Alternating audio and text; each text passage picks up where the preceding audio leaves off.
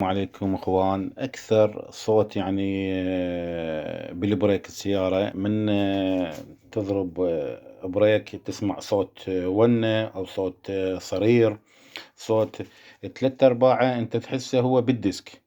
يعني هسه أنا مثلا خسرت $20 بسبب التشخيص الخطأ، فحبيت ان يعني نشارككم ون شو اسمه قبل لا تبدل ديسكات لازم تشيك الفلنجة. يعني هسه هذا الديسك انا بدلته، هذا الديسك بدلته هو ما بيشي صوت من طلع صوت الصوت الصرير اللي يطلع بال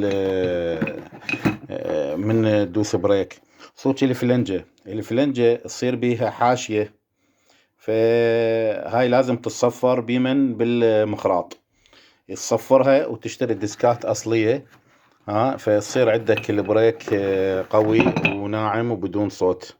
هسه انا خسرت فلوس ديسكات وطلعت طلعت السبب مالتها مو الديسكات، الفلنجة صايرة بيها حاشية ولازم بالمخراط انه نخرطها على مود تروح الحاشية. فهاي الحافة هنا هاي الحافة الظل الطخ بيمن، هاي الطخ بيمن بالحاشية اللي بالفلنجة فتطلع صوت صرير.